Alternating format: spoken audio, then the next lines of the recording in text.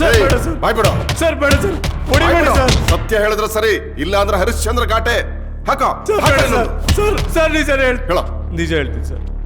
Sir ಅವತ್ತು ನಾನು ಸಾಹೇಬ್ರು ಅವ್ರ ಪಾರ್ಟಿ ಆಫೀಸ್ ಮೀಟಿಂಗ್ ಮುಗಿಸ್ಕೊಂಡು ಅವ್ರ ಗೆಸ್ಟ್ ಹೌಸ್ ಹೋದ್ವಿ ಸರ್. ಆಮೇಲೆ ಅಲ್ಲಿ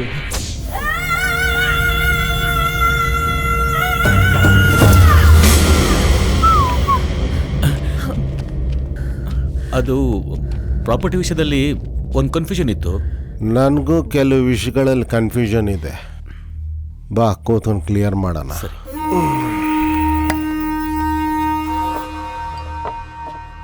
ನಾನು ಹಾಕೋ ಎಂಜಿಲ್ ತಿನ್ಕೊಂಡಿದ್ದಿದ್ದು ನಾಯಿ ನನಗೆ ಎಂಜಿಲ್ ತಿನ್ನಿಸ್ತಾ ಇದೆ.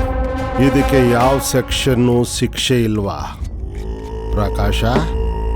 ನೀವೇನು ಹೇಳ್ತಿದ್ದೀರೋ ಗೊತ್ತಾಗ್ತಿಲ್ಲ. ನೀನ್ ಬೆನ್ನಿಂದೆ ಸಾವಿದೆ ಅಂತ ಗೊತ್ತಿದ್ರು ನನ್ನ ಎದುರಾಕೊಂಡು ನನ್ನ ಮನೆಯಲ್ಲಿ ನನ್ನ ಹೆಂಡತಿ ಜೊತೆ ರಾಸ್ಲೀಲೆ ಆಡ್ತಿದ್ಯಾ ಅಂದ್ರೆ, ನೀನ್ ರಸಿಕ ಆದ್ರೆ ನಾನು ರಾಕ್ಷಸ ಕಣೋ.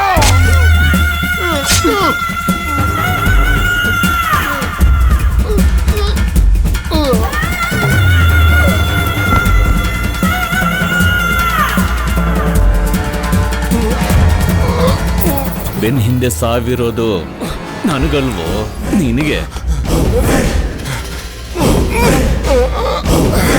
ಈ ವಿಷಯ ಏನಾದ್ರೂ ಹೊರಗೆ ಬಂದ್ರೆ ನನ್ನನ್ನು ಎಲ್ಲಿ ಸಾಯಿಸ್ಬಿಡ್ತಾರೋ ಅಂತ ನಾನು ಈ ವಿಷಯನ ಎಲ್ಲೂ ಹೇಳಿಲ್ಲ ಸರ್. ನಮ್ಮ ಸಾಹೇಬ್ರು ಮಾಡೋದ್ ಕೊಲೆನ ಆ ಲಾಯರು ಪಾಪ ರವಿ ಮೇಲೆ ಹಾಕ್ಬಿಟ್ರು ಸರ್.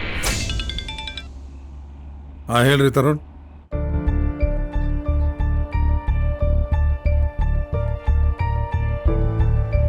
ಸರ್ ರವಿ ಯಾವ ಕೊಲೆನೂ ಮಾಡಿಲ್ಲ ಸರ್.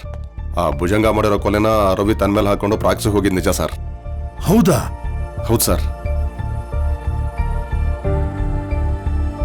ರಂಗಪ್ಪ ಸರ್, ಅನ್ಯಾಯವಾಗ ಲವ್ ಬರ್ಡ್ಸ್ಗೆ ನಾವೇ ವಿಲನ್ ಆಗ್ಬಿಟ್ವಿ ಕಣ್ರಿ.